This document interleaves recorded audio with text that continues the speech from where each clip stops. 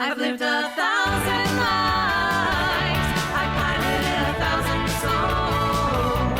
I've killed and fought at night just for another role. This is the Happy Jacks RPG podcast, a roundtable discussion that's a mix of friendship, humor, unbridled enthusiasm, and tabletop RPG topics sent in from around the world.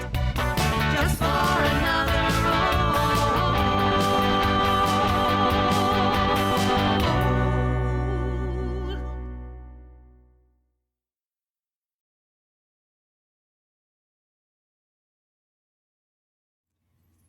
Hello! And welcome to Season 32, Episode 6 of the Happy Jacks RPG podcast. My name is Kimi. I'm Clara. I'm Pooja. I'm Joey. And in today's episode, we have some questions about having homogeneous gaming groups. We have questions about, I forgot to make my important list, so now I'm just kind of trying to remember. We have a we have a story from someone who's been listening for a very long time, and they also added some questions in at the end, which are going to be about something amazing, I'm sure, that I don't remember. And the last one is people asking, is someone, we're just going to find out. We're just going to read it. It'll be fun. We'll find out. It'll be fun. We will fuck around and find out. This is what happened. No finding out. When I'm typing this up and also trying to feed my toddler dinner, because I missed important things. So anyway, great episode about very interesting things. Find out. Stick around and find out. Yeah, if you'd like to contribute a question or topic to the show, you can email us at happyjacksrpg@gmail.com. That's happyjacksrpg@gmail.com. We are looking into creating a form also that we're going to add to the Discord to make it just a little bit easier for people. So if you're on the Discord, stay tuned for that. That will be announced soon. We are still having an Indie Designer of the Month. For this month, it is still Jessica Marcrum. Woohoo! Woo! Who was amazing. We had such a great time with her last week. So fucking cool. It was so funny. We talked for so long, and then we were like, oh yeah, we're on a podcast. We should probably get to emails or something. But if you haven't listened to it, last episode, it's very great. Amazing. You can find her at miss_Jess03 on Twitter and Angry Nerd Girl on Twitch. And you can find her games that she designs by herself at angrynerdgirl.itch.io. This week, we're focusing on her game, which is Squad Goals, which is funny because she and I both designed our first games for the same game jam on itch.io, which is the Folklore Jam. And so this is the one that she designed for that. So this is a game called Squad Goals. It's a PBTA game inspired by Saturday morning cartoon-style games where a team of great women from the world of folklore and mythology combine their skills to solve a problem. Problems can be as wide-ranging as helping a child find their lost kitten to saving a village from a rampaging dragon. There might be an overarching nemesis working against them in the style of Dr. Claw or Hordak. Always fun. And they can simply, or they could simply be battling the monster of the week scenarios. Each heroine has her own unique skill set, and no one can solve every problem on their own. Teamwork and cooperation will lead to the most successful outcomes. And they're all the playbooks are based on different women from mythology and stuff like that. So it's very cool, very empowering, very fun. And you can get that for $3 on itch.io. So that's angrynerdgirl.itch.io. Go do it because she's fucking hilarious. She's very funny. All right. We should probably figure out what's in these emails since I forgot to make the list. It'll be fun and exciting to find out for all of us at the same time. Exciting. All right. Who would like to read mailbag number 1? Well, I'm checking the length of all of them. I know, me too. Ready to go, Joey? Oh, no. God, it's so... Shoot, no, that was the short one. That's what you get for not being here. Okay, all right. I see how it is. Happy Pride. Mailbag 1. Salutations, mistress of education and glamour. Salutations to your exalted court and all the lackeys that make the ship float. Well, I usually have less value to offer than an adamant GURPS apologist. I think I have just the question for your magnificent court of scholars, performers, and eminent eloquentionists, and probably orthographers. Okay, SAT words. I see what you're doing. One thing I really admire about the cast and the show is the varied voices. Not only in the sense that it's easy to follow the dialogue because, while everyone has the tenor and poise of a trained performer, you all are varied as persons as well. I think that is a strength in most settings, and it's something I appreciate, even if I have no lack of potential role models in the RPG industry and community, especially after my girlfriend made me grow a beard. All right. All right. I want to apologize for the length of my missive. I wish you would. Joey! I'm kidding. I'm absolutely kidding. As your masterful elocution makes my bumbling words sound like they have a message other than prolonging the reader's efforts, but finally, on to my question setup. I recently heard an actual play, a good one, which I appreciated, but what struck me was that it was all adult men around the table. I'm lucky enough to mostly play in mixed groups, and I even used to have a regular group with at least a handful of genders and a handful of sexualities. Though I have played in some straight male groups recently, that's also very nice. So my question for your bright young minds is twofold. 1, what are some benefits of playing in homogeneous groups? 2, what are some benefits of playing in some heterogeneous groups? And are there anything we could? Oh my God! This is why I haven't been on the podcast so long. I've forgotten how to read, people. And are there anything we should be aware of when we do so? I do realize I probably know a lot about it, but I find that you're a magnificent and loquacious bunch of French-sounding cavity-cleansing equipment in pluralysis. I also hope to learn something new, as I often learn from your sister podcast, Fear the Boot, which can improve my behavior towards my fellow role players. Much love, Michael of not Sweden. Important. Important. Very important. P.S. Apologies for getting to add the obligatory postscriptum. P.P.S. If anybody wanted to make a drinking game, I suggest complimentary adjectives. P.P.P.S. Thank you so much for your wonderful diligence in answering my questions about elocution. Elocution on any question of anyone, really. PPPS, still nothing on the GURPS apologists. PPPPS, I hope these many postscriptums help remedy my recent slip. And PPPPS, would it be possible to see something of the elusive former podcast host Stu Venable together with a recently dated newspaper? Stu is Well, fine. I can address the last one. I literally saw him 2 days ago. Yes. And he's well preserved. Pickled, if you will. He's fine. Stu is fine. As fine as Stu can be. Yeah. Well, and he is actually no promises because it's Stu. But he's like, oh, maybe I'll come and run GURPS for an actual play. Ugh. That's not a promise by any means. We would have to actually get him to leave his home. You would need 4 people who want to play GURPS. Boom. Well, that I could find, but I mean, maybe not in this particular room at this moment. But I actually don't mind GURPS. Stork is one. Yes. Yeah. I don't know that I'd want to play it on stream just because it'd be a lot of me like not knowing how to do things. It's Yeah, but actually that's the fun of it with Stu. yeah. Okay. It actually gets really easy. Like building the characters is a bit of a pain, but once you get used to the roll low concept, then there's always that moment where you're like, oh, I rolled really high. That's not good in this game. And then you're like, oh, I remember. And then it actually goes pretty smoothly. But we can do it. It'll be fine. All right. So yeah, benefits of, okay, I'm going to teacher hat now. Homogeneous and heterogeneous. So, Joey, what does homo mean? Well, I mean, Pride Month. there are a couple websites I could direct you to that taught me everything I need to know. It means the same. It means Thank you. all the same. Right. So- One note. Right. So, homogeneous groups are groups that are the same, and heterogeneous groups are like diverse. Different. Not that. Yeah, Yeah. not that. The opposite. So, sorry, was that like 2 on the? We've only been back for like No, it was very good. 5 minutes. I'm like, hey, It was real good. I made you read the bad, I ain't even mad. the evil email, and then I'm like, It wasn't the evil email. We love all the emails. We're just bad at reading things out loud. Right? This No. is why I'm an actor, so I memorize. I don't have to read. I'm terrible at cold reading. You memorize? I mean, also, like, no one has ever accused anyone in this room of not loving evil. True. True. I feel like we were just telling stories about how evil we all are before the podcast started. So Don't know you what fit you're in with talking us, Michael, about. not from Sweden. Yeah. All right. So yeah, benefits of each, and then like the drawbacks of both. I feel like it feels like if everyone's kind of the same vibe, if you're all like roughly the same experiences and stuff, you can tell. I feel like you can feel more.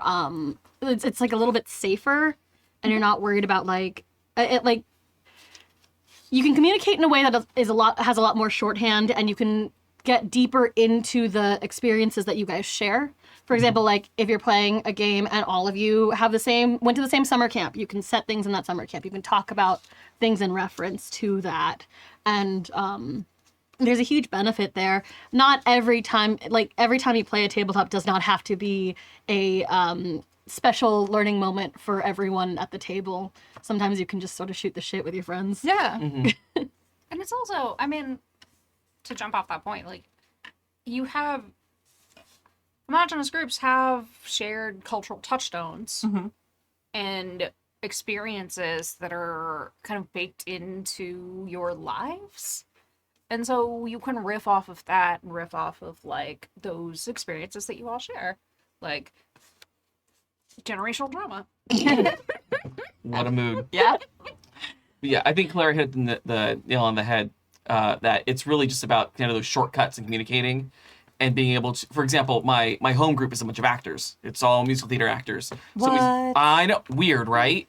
And so when we say things like, you know, oh, this thing is taking place in an opera house and it's stage left and it's house right and it's X, Y, and Z, like you know those things. You don't have to bother explaining them. Versus if you're playing with someone who's like a mechanical engineer who has no idea what you're talking about, it takes more time. Yeah, we've done that with like playing with everyone at the table if they're a Ren Fair person. Like, boom, like you can say, oh, it's, you know, and especially if it's like a group of friends, you can be like, oh, they look like this person. And even if it's not a celebrity, if it's like someone you know, like the mailman you all have or whatever it is. Karen from finance. Yeah, there you go. Yeah. Like you can immediately, you know, drop that and everyone gets it immediately. There's no need for explanation. And that's so handy and it just speeds things up so much. Yeah, I was gonna say, like, Pooja and I are in a game right now that's all Southeast Asian players, and one of the conversations. where do you find that game? Nowhere yet. Okay. I can't get my shit together to finish editing it. Oh, okay. It will Sorry. be on Queen's Court Games. Okay. though. I was trying. I was like, I'll help. No, stop. But no, one of the things that I've found that's been really wonderful about playing with all of us has been like things like, hey, you know that broom that's in everyone's house, and like the four of us could be like, yeah, that freaking like colorful broom with the tape, and like I don't know that everyone else knows what that broom looks like or what it is, but I can be like, yeah, you know, the one your mom chased you with. Or, like, you know, just the tendency of, like, all elders to have easily take offable shoes so they can hit you with them. Or the fact that, like, or, like, the food thing.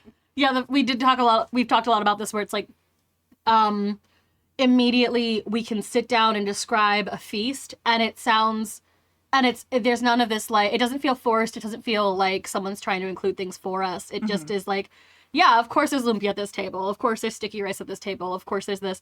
And it just feels really natural, which is really nice. So, like, being able to, again, have that shorthand or have something that feels comfortable and doesn't need to be explained is really, really nice. yeah. It can also feel really empowering. I know I've run a bunch of games for like all women or all femmies. And there's just something cool about it where it's like, you're all just there living your best life, getting to be like a little bit of an empowerment fantasy. Cause like generally that's like a population that isn't as powerful. And there's just something awesome about that. And being able to all kind of come together and experience that and know everyone at the table is feeling a similar vibe with that and is clicking in that same way. That's, you know, a homogeneous table is just, I don't know, just it sometimes it feels safer and a way to explore things that you wouldn't necessarily at a table that is heterogeneous. Like I'd be much more likely to explore storylines about, you know, like not that I wouldn't normally want to play games about like sexual harassment or things like that.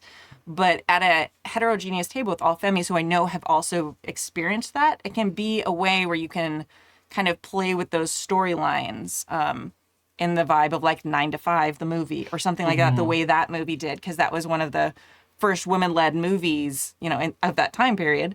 And what? I want to play 9 to 5. I know, it's so good. You know? Yeah, just 100%. Yeah, the way that they played out storylines like that to empower themselves. So it was like, you know, in the end, they ended up facing up against the big evil boss who was harassing them and stuff like that. Like at a heterogeneous table, you can do those stories without worrying about it. Homogeneous. Nice. Sorry, yeah, at a homogeneous table. Thank you. Sorry. Game writes itself. It does really. It really is. And also now we all have like the typewriter. Dun, dun, dun, dun, Yeah, dun, we do. Dun, dun, dun, dun, dun, dun, dun, dun, dun. Yeah, the nails. Yes. Dolly stands forever. Oops, all dollies. Man, we're Oh talking. god, I need to play a That's the game we need. Don't tempt me, Frodo. I've got a blonde wig. I will do it. Brindlewood Bay. Oops, all dollies. 100%. We have to sing though. Okay. And suddenly I am excluded. I don't think you understand. No, it's fine. So one of my home games I'm doing right now is a Savage Worlds game, a Deadlands game, and we're doing. All of us are kind of based off of folk music people, like characters in folk music. Like, so one of my friend Aaron, who is in my wedding party, he's playing. I can't think of his name right now, but the main character from Dylan Went Down to Georgia, the one who played the fiddle. I was gonna say you're all named. The guy from the Charlie Daniels band. I guess Charlie Daniels. Yeah, no, but like, does he have a name? I don't remember. I don't think No, he has a doesn't name. have a name. No. Okay. His name is Johnny. Yeah, Johnny. His name is Johnny, Mason. yeah. Okay. It's folk music. They're all named Johnny, and they either die tragically or triumph over something weird. Right, but I am. All folk music can be narrowed into that category. That is true. I am playing Shocking No One, a seductive temptress named Jolene. Oh yeah. And she's everything. Also, what kind of woman is Jolene that Dolly is scared that like she's going to? She's a temptress. She's a witch. Based on a true story. Yes. The bank teller, like that her wife or his her husband was flirting with. Mm-hmm. Dolly's Love it. wife. I really must say that I always took that as that Jolene was tempting Dolly. There are versions of that. Yeah. I've listened to them. I have heard It's the good queer times. version. It's good times. I can see that. Yeah. Like, Um, I'm just saying. do you want to talk about the flip side of? Oh yeah. Okay. Heterogeneous groups. Why those are good too. Well, I mean, the big one is just getting to see new experiences and experience new stories, people that you don't really get to experience yourself because that's not your experience. So other people get to bring that to the table, and you get to learn more about people and tell different stories, which is great. It can be a little tricky sometimes. It can be a little testing sometimes as someone who's been the only gay in the village. Village gay. Everyone. All right. I was doing the Queen Elizabeth Lave for everyone listening to the podcast. It can get hard because sometimes you're like, cool, I want to play a gay character, but I also don't want my gayness to be my character's main attribute. Yeah. And I don't want to play my trauma. It's fine. Yeah. Example, another game I'm playing at home. I'm playing a lot of home games right now, which is great. Nice. This is why I haven't been here. I'm very busy off stream. I know. I'm very annoyed at you. I know. I'm sorry. I'm coming back. But anyway, and You said it out loud. Everyone's gonna hold you to it now. I was okay. gonna say it's on the internet forever now. Someone no. clip it. Yeah. Raise your hand if you're in a game right now. Okay, listen. Joey's the only one not raising their hand. Wow. I did not come here to be attacked.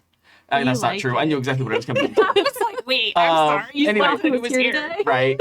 No, my home game we're playing Pendragon. Pendragon Yeah. 5th edition, which is great. Love it. But I'm playing a character who is very, very queer, like very pansexual, which is weird for, Middle Ages Arthurian legend. And so the guy running it was like, okay, so you want this to be a thing for your character? Like, do you want to deal with, like, no, I don't. I don't want to deal with, the internalized homophobia. I don't want to deal with the issues of having to find an heir. And like, I've got someone, I've got an heir, and that's all fine, but I don't want to be shoehorned into that. Mm-hmm. But sometimes you do, and that's fun too. But it depends. Ask your queer players if they want to play their trauma. Don't assume. Yeah. Can I just say? Can I just throw out there? Yes, it sucked throughout history that it has historically sucked for gay people throughout history. However, day-to-day lives, you will be surprised it's a lot less bad before the Victorian era. And especially also it's a lot less bad in not Europe. So like consider if you're gonna do something like Pendragon and you're like, I have no idea what Pendragon is, but I learned through context clues. If you're gonna do a historical story and you really want to play it for the historical value of it or whatever, maybe actually look into like queer writings and stuff about of the time, because there have been gay people throughout history. Yeah. And sometimes very publicly, and it wasn't as big of a deal, or it was less blown over than people think. It still has historically sucked. but day-to-day But lives. it's also like, I mean, this is the erasure of queer history, right? Because there have been overarching and definitely waves and definitely like since the rise of Christianity, but even in Arthurian legend, queer people existed. Like Green Knight. Yep. Like super gay. Yeah. But it's been subsumed so much in our culture, especially in the States and all of that stuff. But like Movies. but it's just check your assumptions about what your world needs to be. A lot of times, like, it's like, yeah, okay, are you really playing this TTRPG for the historical accuracy of it all? Like, really? Yeah, No. no. Most of those people are at SCA events. Ow. But true. I mean, not not, gonna say no. wrong. No. But yeah, it's this like, we have evidence that during the Victorian period, that was one of the things that they did, was they went through and they were like, this is how to interpret Shakespeare, and also no one was gay ever. Shut up. And hilariously, not true. So like, if you study any kind of history, it's like, I hate this about the new Game of Thrones thing where they're like, we just wanted to portray the misogyny that was actually in the world. It's like, actually in the made-up world of Westeros. Yeah. Okay. Weird choices. I saw a very funny meme today, which I'm sure is probably old, but it was like something like to the effect of the difference between horseplay and pony play means you might not want to just trust, like have blind faith in like the translation of every text that you've read. Oh my God. It's like it's a very different. Yes. And yeah, normal translation might not be perfect. Gonna pocket that for another game. But also, just like, if you're looking at heterogeneous, I can't say that. Heterogeneous. Heterogeneous. I have to say it a lot with reading groups. This is where I use it like This will be literally fun. every day in my job. When you edit this podcast, just you say it and just put it over every time we try to say it. Heterogeneous. You just point at me and I'll say it. Exactly. There we go. So when you're playing with Heterogeneous. groups, I mean, outside of like even just the diversity of like experience and learning new things about people, like you just get some interesting personalities and things will come out of left field that can be surprising and interesting and fun that you wouldn't necessarily think of. Like sometimes when you have a group of friends that has been together for a really long time and they do a lot of the same things and they've had a lot of the same experiences, you can kind of end up having the same conversation every 2 months. Yeah. 100%. And that isn't a bad thing. But also, when you have a Heterogeneous. group, you can break out of that mold and just tell very different stories and have like a lot of fun in different ways that you wouldn't necessarily think of when you have a homogeneous group. And I don't know, I don't play, I think like this game I'm playing with Clara and maybe a one-shot is the closest I've ever come to being in a homogeneous group. And I am the one South Asian in the Southeast Asian game. That is true. So It was important to me. Yeah. it was lovely, and I cannot even begin to describe how happy I am to be in it. We've but cried every single session. Aw. seriously, It's fine. like need to invest in waterproof mascara. But yeah, it's just that you get a lot of different things that you don't necessarily get. And in the case of listening to an actual play, it can be easier to tell people apart. Yeah, casting is a thing. I noticed, like, touching back on your point about ideas, when I was playtesting Decima for like 3 years straight, like at cons, at all these things, that was the place where I saw it the most, because I think it, like, I was taking detailed notes and comparing different games, and it's like such a quick, like, 90-minute game. And I'd run like so many sessions of it in one weekend, and I'd run it with so many different people, total strangers, and it was always really interesting to play games like that, because I would end up with a homogeneous table, and it was very predictable. Like, no matter what it was, like if it was based on like what gender they identified as and all those things, like however it was like they would come up with similar things, and you'd get a lot more of those things where they like, oh yeah, I was just thinking that. And they like, have those moments where they kind of, it was not predictive text, but kind of like that, like similar cultural experiences make similar creativity. But in groups that were really diverse or mixed experiences, mixed aged, whatever it is, like it was so wild how different things would go, and it was really creative. I've seen that with playing For the Queen too.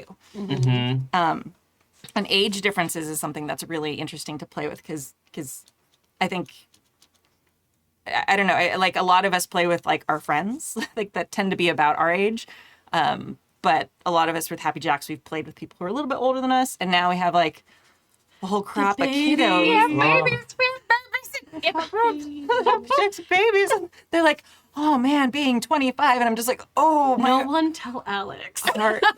Heart. I love so that. No, this is good. Bring in the young blood so I can suck the souls out of them and keep my youthful appearance. This is important. I feel like the ship has sailed on this, but is it homogenous?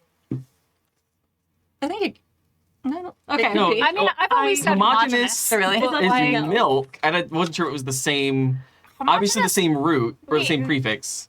Sorry, I don't think homogeneous is. homogeneous is fine. not? I have no. As we've been saying it, I'm like, I think both are correct. I think, Okay. yeah. Homogeneous or I've always, at least in like educational spheres, I've always heard it pronounced heterogeneous and homogeneous. okay. But I think homogeneous is also, like, homogeny is a term that you can use. Yeah. So I think Yeah. I don't know. I don't know. It just occurred to me. We've been talking about this for A like, long time. a while, and I'm like, have we just been saying it wrong? Oh no. I mean, I defaulted to Kimi as always, right? So that is true. I don't Yeah. want to get thrown out of the studio. Also, don't ask me about milk. I'm lactose intolerant. What am I talking about? Yeah. I I don't drink milk. I'm not sure what you're talking about with the milk situation. Homogeneous. No? No, Is that not a milk thing? I don't think it's. I don't think it is.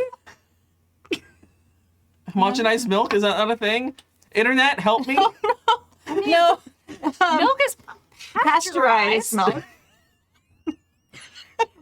so confused. I don't drink milk enough to know what you're talking about. We broke Joey. It's fine. It's fine. No, it's pasteurized, dear. I had an actual. I'm gonna point double to check. make. Don't mind me. I had an actual point to make about diverse groups, and I fully forgot. I got distracted by the homogenous thing.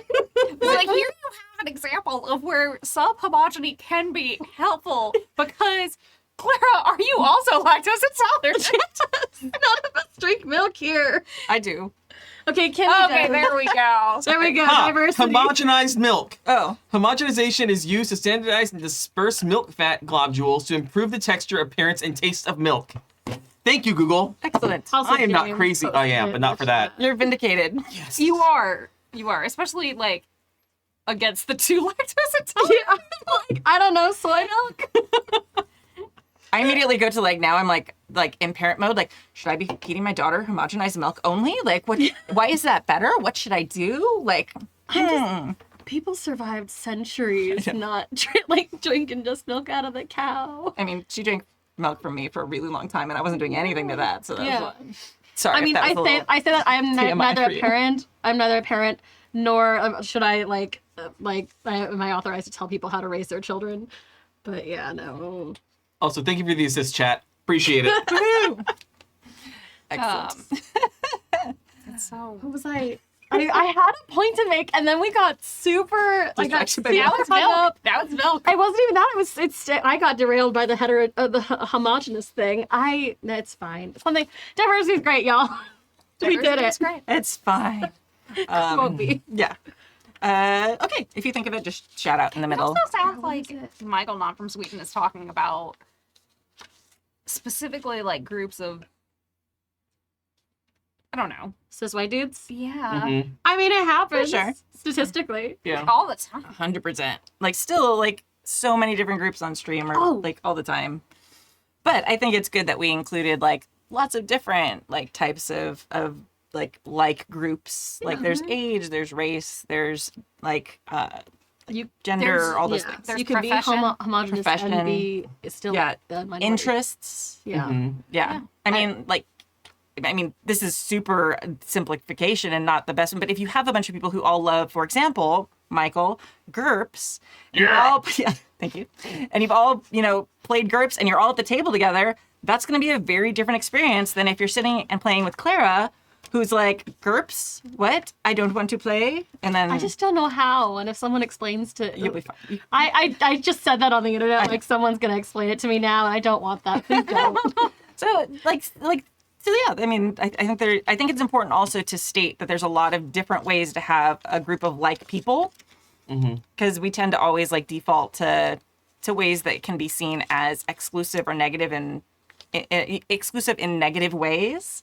But there are also ways that it can be super great to be with people, like a group of like people. Yeah. I remember what I was going to say, and that is, you can sometimes have you can be homogenous, but also be like a minority, like in the regular world. But it is nice when you have diverse, like a varying experience of the group, because I have run games for a bunch of chaos bisexuals, and honestly, I don't plan for them anymore. I just sit there and watch them explode on themselves, and it's great. Yeah, they do. Yeah. I've seen that website too. Anyway, eventually, The World Ends Thursday will start. It'll be fun. It'll be great. All right, let's do mailbag number 2. Who would like to read it? They're so long. Okay. We can split it up. No, I got it. I can do this. So you can point at me and I'll be like, heterogeneous, and then I'll be like, oh wait, the end of the email. I'm hoping it's got smaller words for my pea brain. Hey, Jackers. First, I'm glad that you're continuing with the Advice podcast. Great job keeping things running smoothly, Kimi. And the new studio sounds great. Thank you. Woo. Well, I've been listening to the Advice podcast for longer than I can remember, but I do remember the long drunken sessions from way back when. I'm embarrassed to admit this is my first time writing in, but after your letter, your request for letters, and the discussion around CD's note in season 30's episode 7, what? Kadave. I thought that I should make time to see if I could help out. I wanted to share a type of game I've run a few times now that has allowed us to manage a larger group of players with scheduling issues. We've referred to them as jumping campaigns. Here's the background on the most recent version. The world is threatened by the sun god coming too close to the world. The other gods have provided prophecies to their followers that heroes are needed to travel the multiverse and solve the issue. The PCs are part of a group who have volunteered to take on the mission, but going through the trials, the PCs all ended up in the tertiary group, with better and more capable people being in the primary and secondary group. Oh no! Normal thing. I love this. So it's like Saviors of the Multiverse Lower Decks. Oh no. Yeah, that makes sense. Supposedly the ritual that sends the heroes where they need to go in other times and places, during which they will be given an amulet that keeps them linked to the ritual, will immediately return them to the here and now. The primary team goes to the ritual, doesn't reappear, lost in time and space. The secondary team also vanishes. So the PCs are stepping up as a last-ditch effort to save the world. Everyone else is gone, therefore it falls to you. I kind of love that. I love this. I love that. I love that as a premise. I love they're not even the B team. Yeah, you're not even the B team. The ritual is completed. The group is sent through space and time from one adventure to another. Each such jump is the duration of one game session, no matter how long it is or how it ends. And ending it on a cliffhanger can be amazing. The GM has a list of locations in different universes, timelines. I'll call them environments, that they can select on any evening to use as the adventure. And when the group returns to an environment they've been to before, they return to the same place and time they left, hence cliffhangers. That's fun. Okay, I just got it. Each environment has a magical gem that must be retrieved before they can complete that environment. It's your basic MacGuffins that are supposed to merge into a legendary weapon to defeat the sun god. But of course, that doesn't turn out quite how they expected. Once an environment's gem is acquired, they won't jump back to that environment again. So they have to manage any dangling plot threads carefully. But each environment has its own complexities and challenges, and many include clues about the threat to their world. Information, evidence, and survivors from previous groups, which provide clues to the traders involved, etc., and or opportunities to explore components of the PC's backstories and traumas. Popcorn Pooja.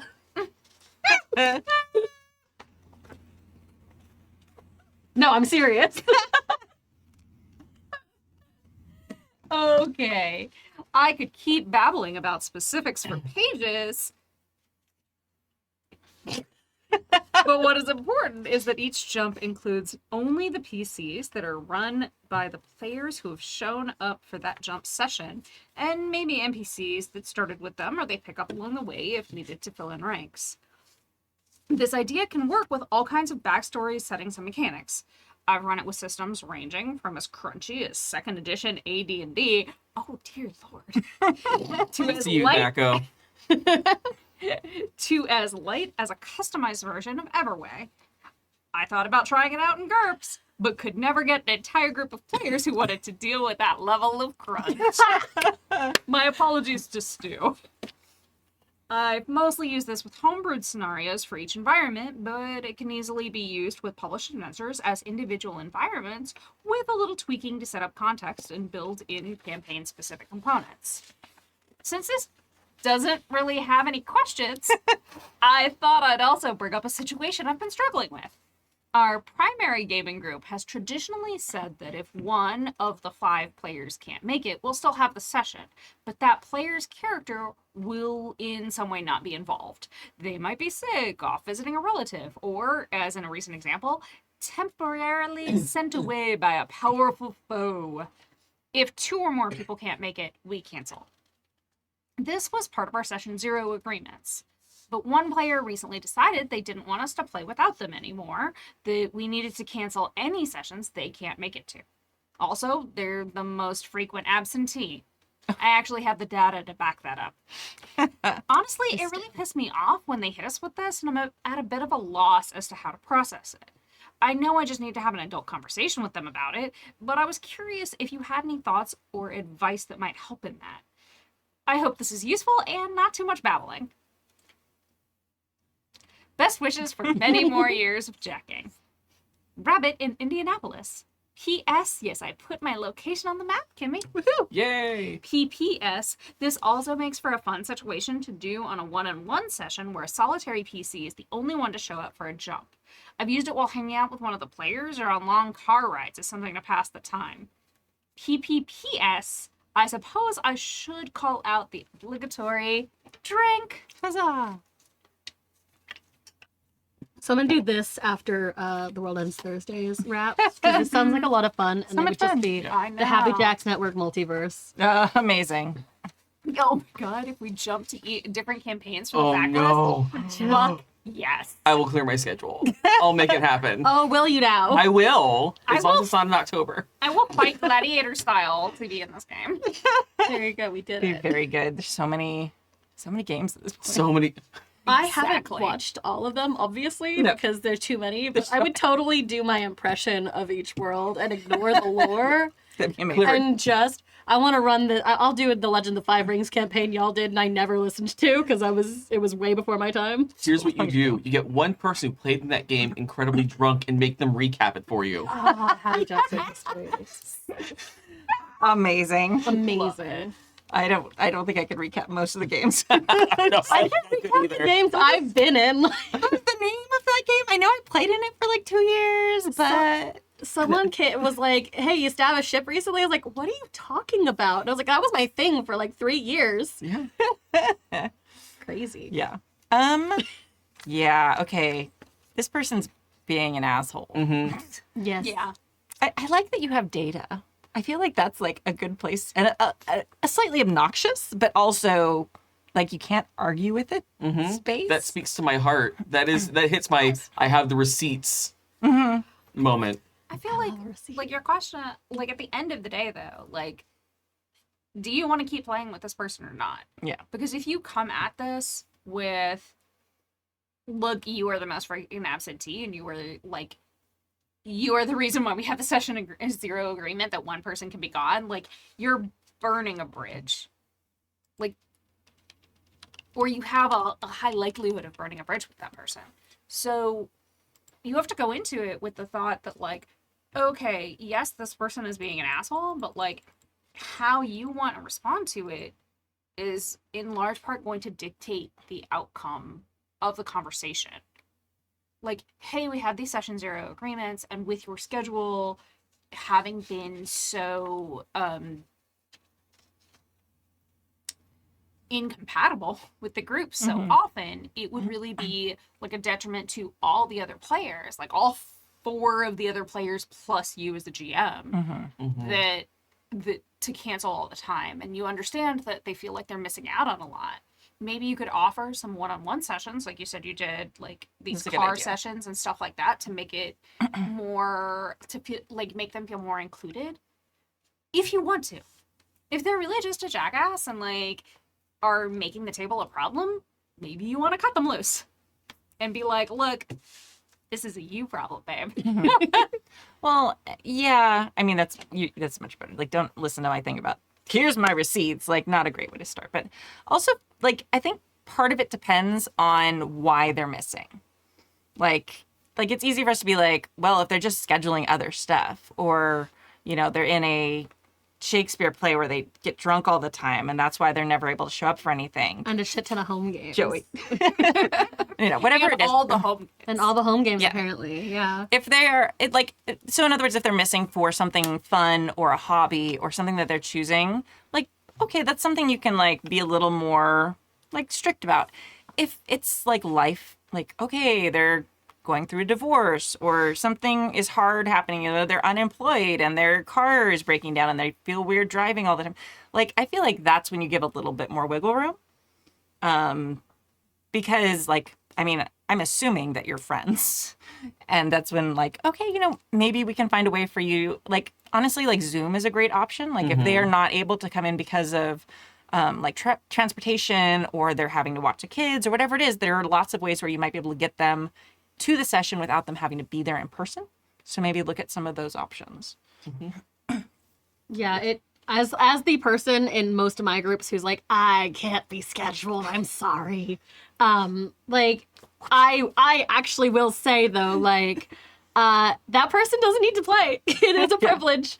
And especially like, again, coming from the space of someone who is hard to schedule because I do too many other things, like, I would not feel bad if someone was like, hey, we played without you, especially when we have this really cool format that works in.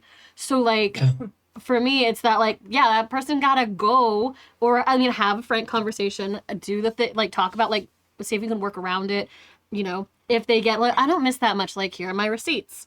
But to be like, I don't want to play, I want you guys to play without me, also, I'm gonna be gone for the rest of the month, is, like, a really shitty thing to do. Yeah. Yeah. So yeah. That's It's very have your cake and eat it too, Yeah. which I'm not here for. Like you get one or the other, my dude or my dudette, or my non-binary dude equivalent. Utero. Deutero, I like that.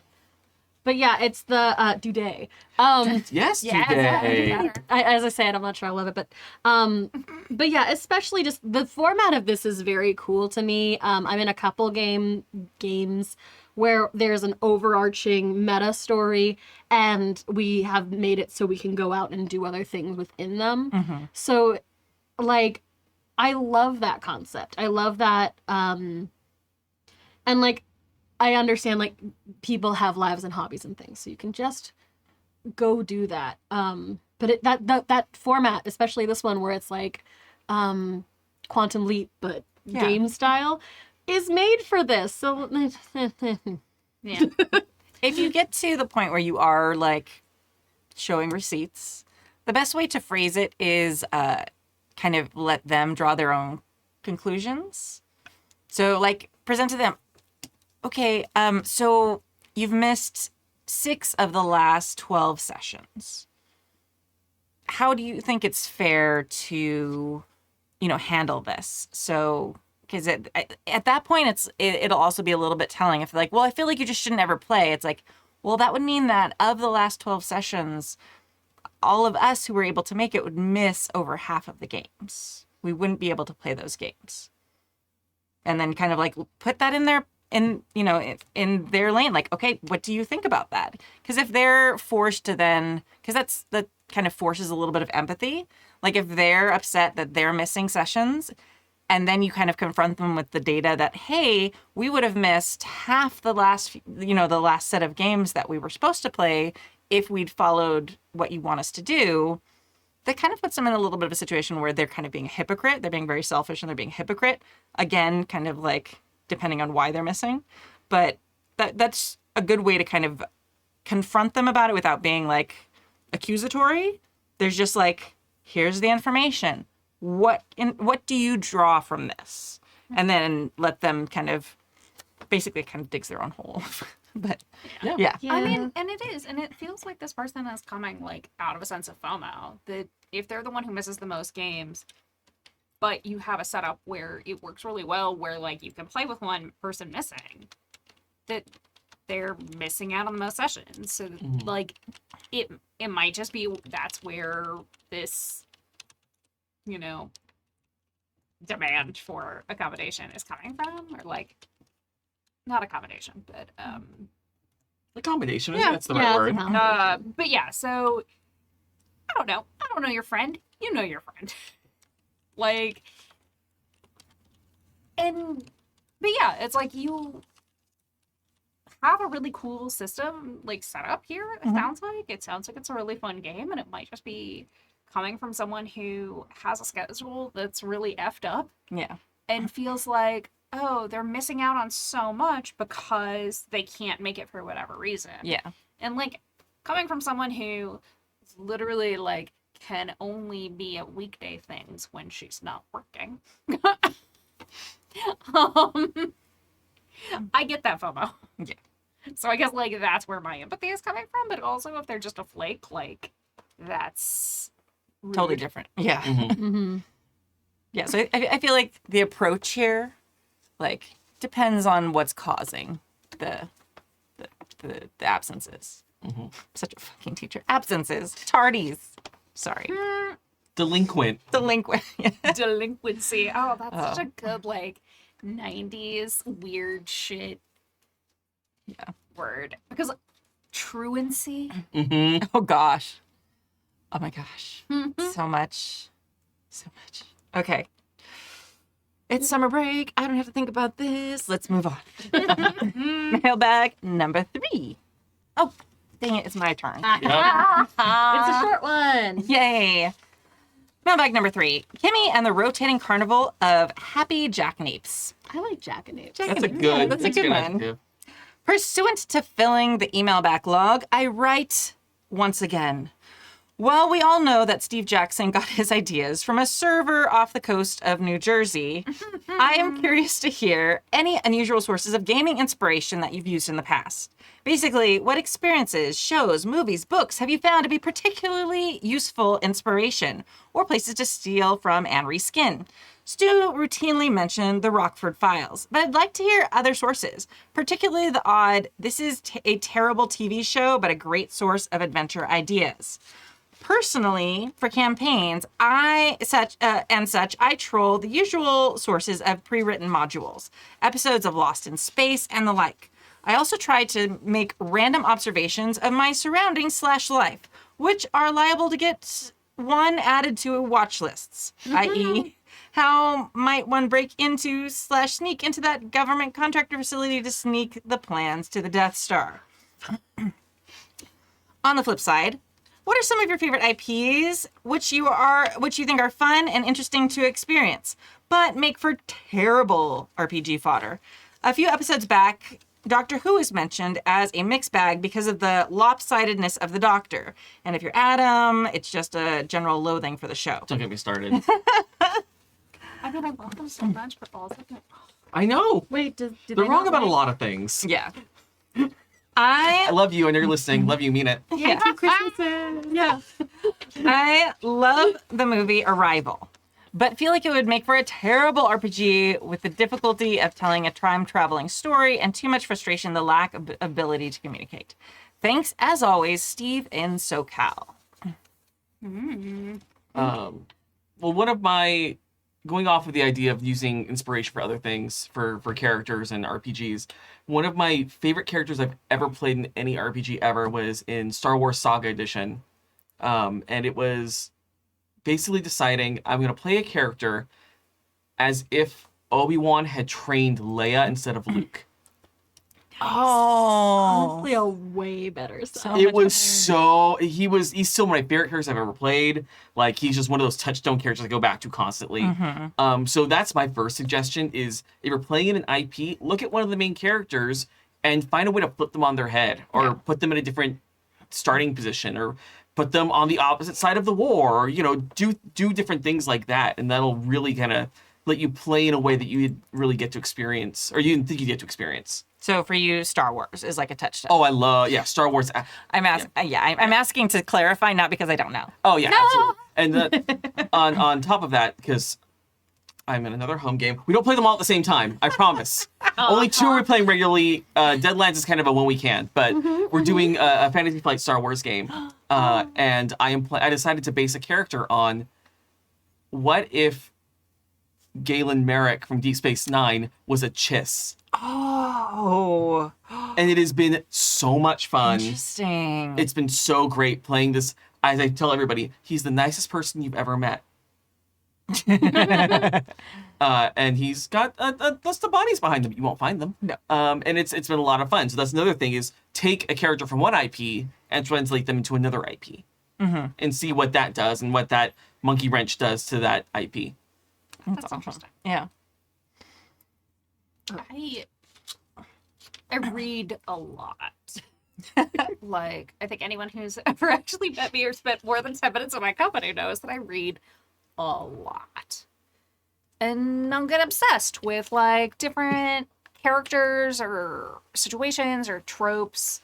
And especially if you're talking about, like, the urban fantasy genre or fantasy, like straight fantasy, space opera, that kind of stuff. Like, I read it all the time.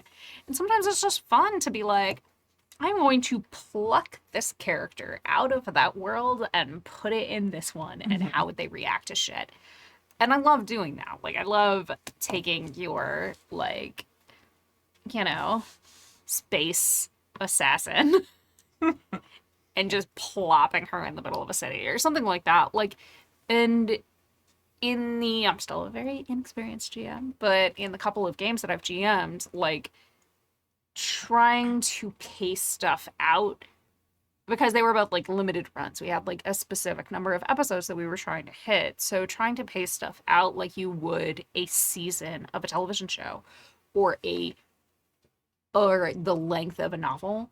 Having consumed that much of that kind of media helped me there. And specifically, like, I mean, if you're talking about romance novels, all the time, just all the time, PNR, paranormal romance. Bring it into my world. Bring it into my world. Oh my I apologize for nothing.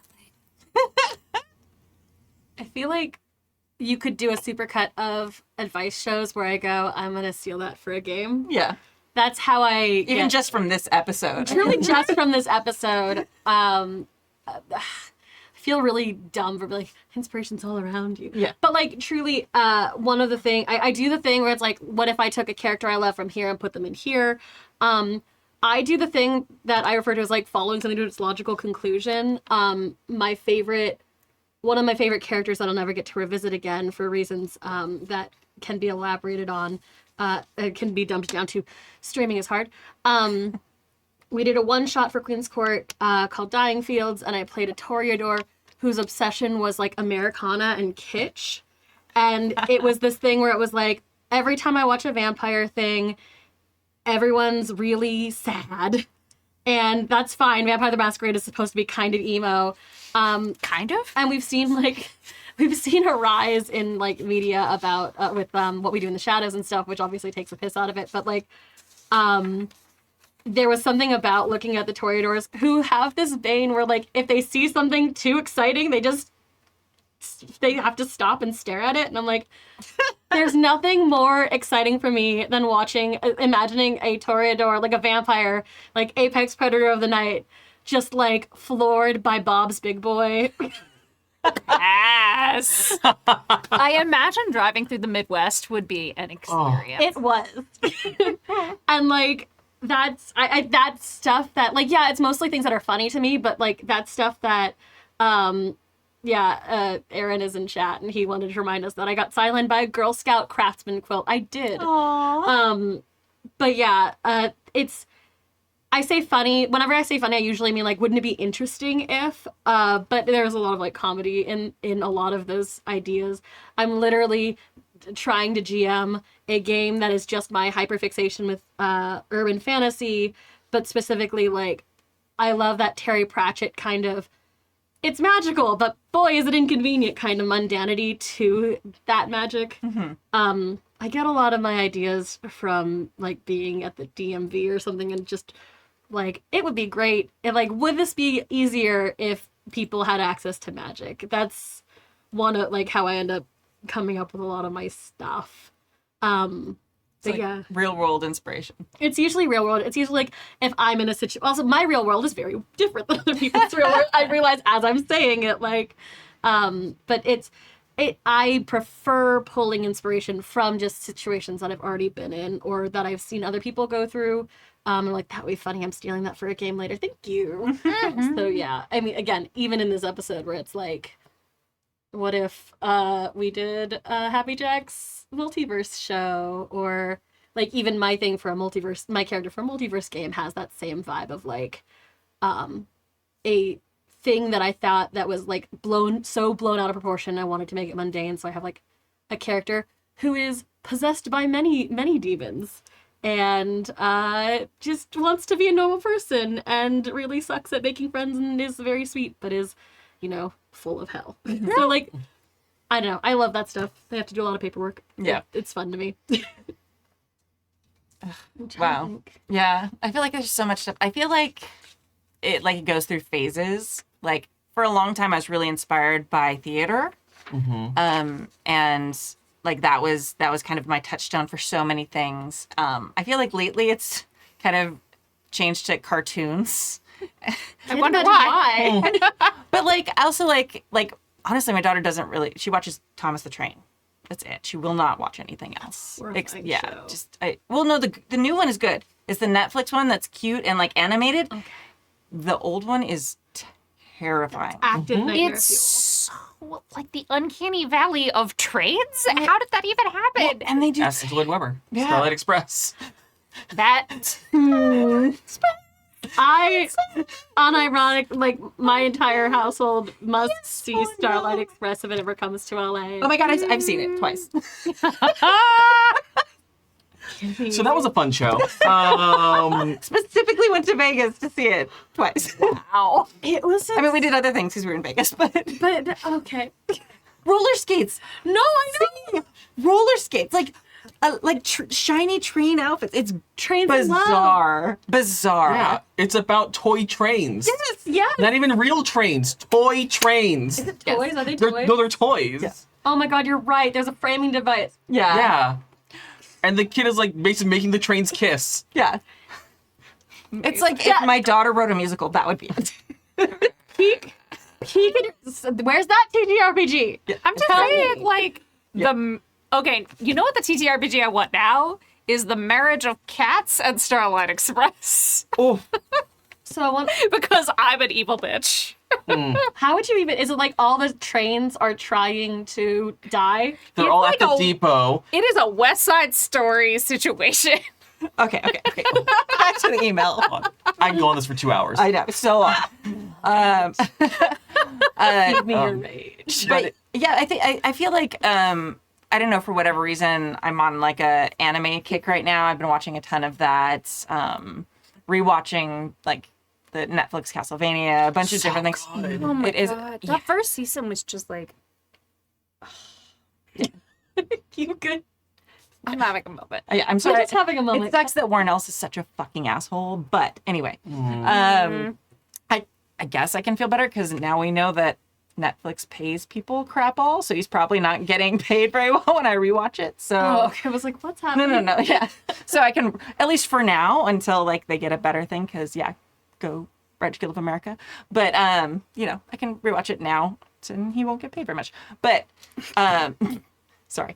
I don't know. For some reason, I've been really inspired by that lately, and yeah, There's good inspiration there. I mean, there's anime is such a vast. yeah.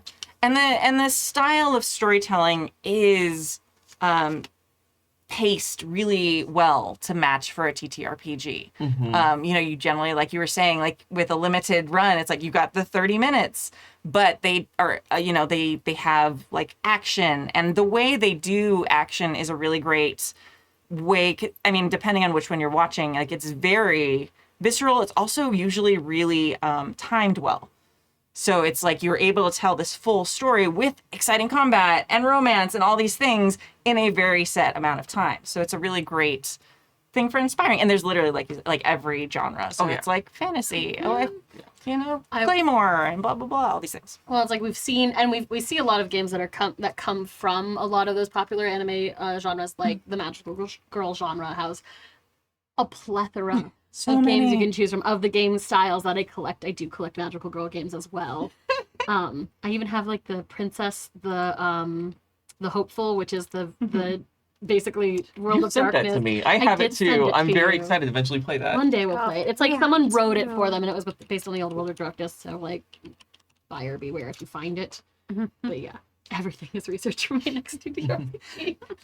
It's true though. Like you can just pull from whatever. You're not like in that backlog of games that I say I'm eventually going to write, but I'm never actually going to write. You will. I will one day when I have the time. I was literally inspired by the opening line of a musical to write an entire RPG. Hades Town? No. Oh. News then. Natasha Pierre and the Great Comet of 1812. Oh. The opening line is, there's a war going on out there somewhere, but Andre isn't here. And it's the idea for the game is you play two characters. One character is off fighting in a war, and one character who's left at home.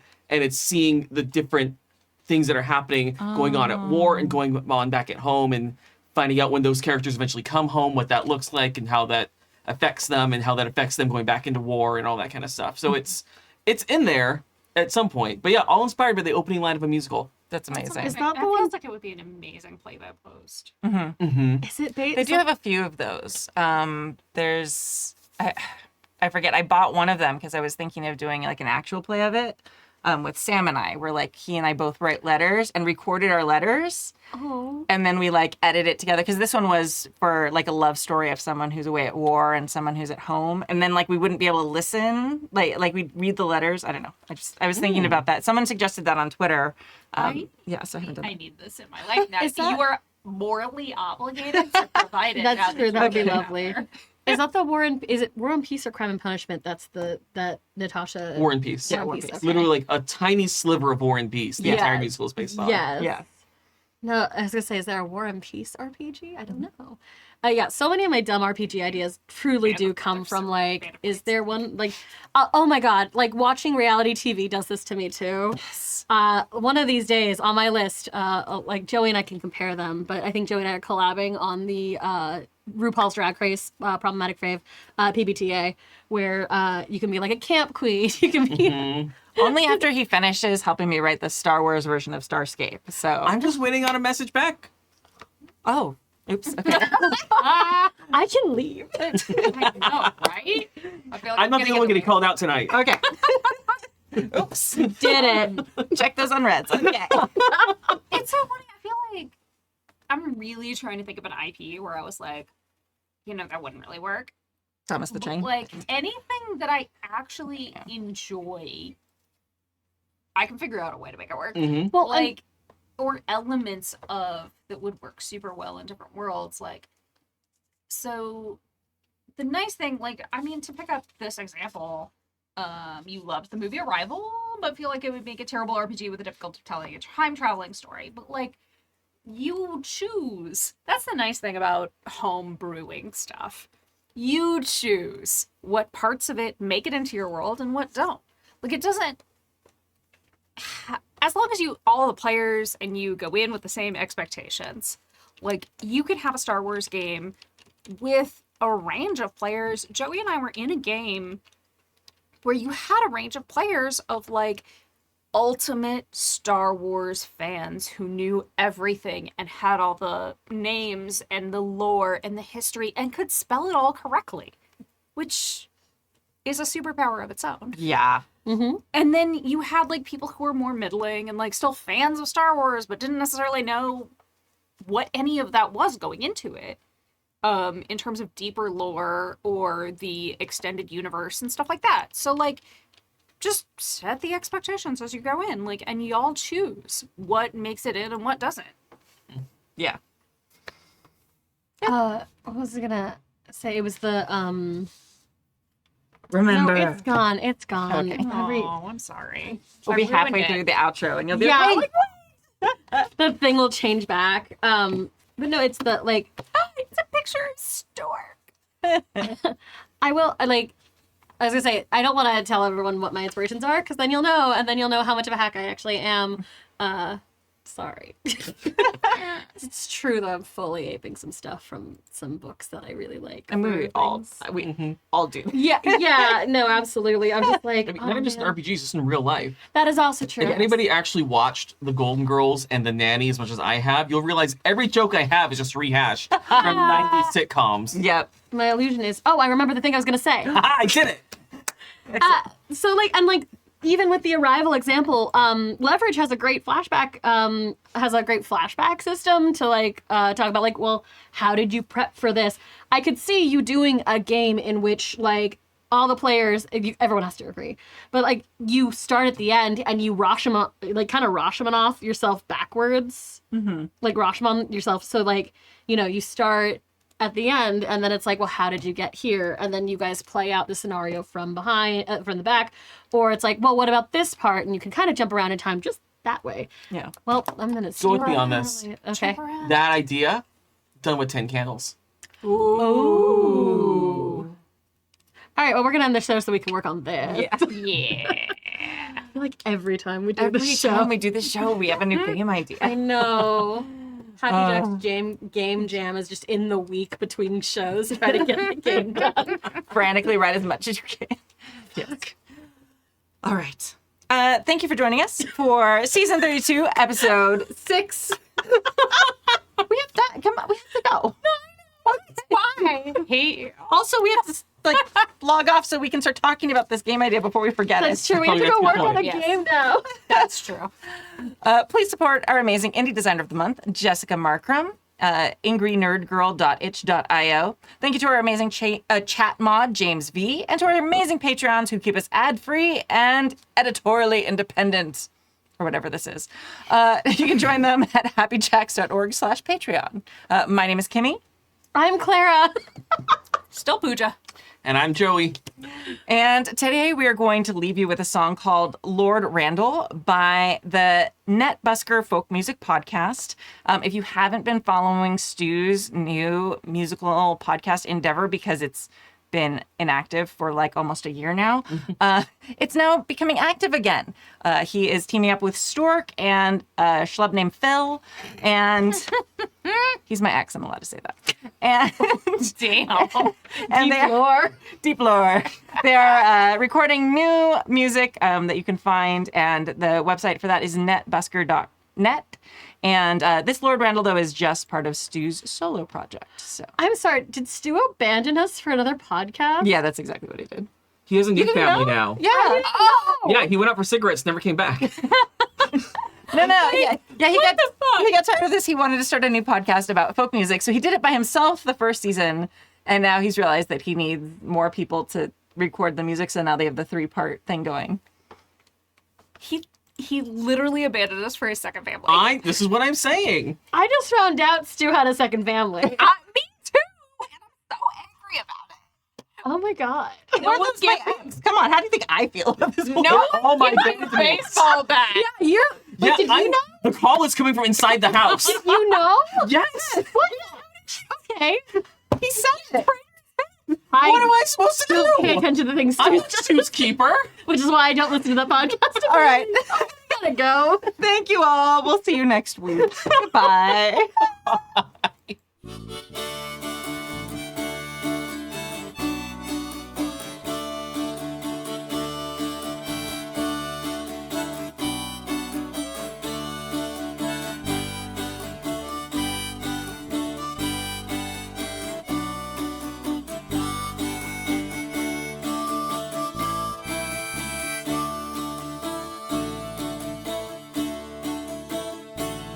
What you will to your father, Jimmy Randolph, my son.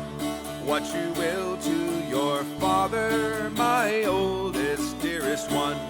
My horses, my buggies, mother, make my bed soon. For I am sick-hearted and I want to lie down. What you will to your brothers, Jimmy Randolph, my son. What you will to your brothers, my oldest, dearest one. My mules and my wagons, mother, make my bed soon. For I am sick-hearted and I want to lie down. What you will to your sisters, Jimmy Randolph, my son. What you will to your sisters, my oldest, dearest one. My gold and my silver, mother, make my bed soon. For I am sick-hearted and I want to lie down.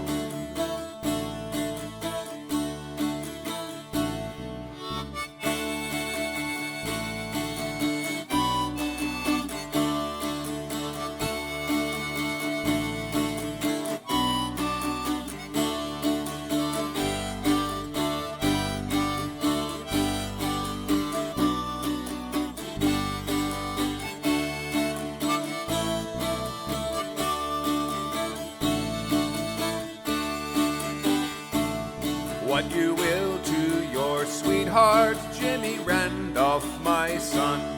What you will to your sweetheart, my oldest, dearest one. Bulrushes, and both parched brown. For she is the reason I want to lie down. Bulrushes, and both parched brown. For she is the reason I want to lie down.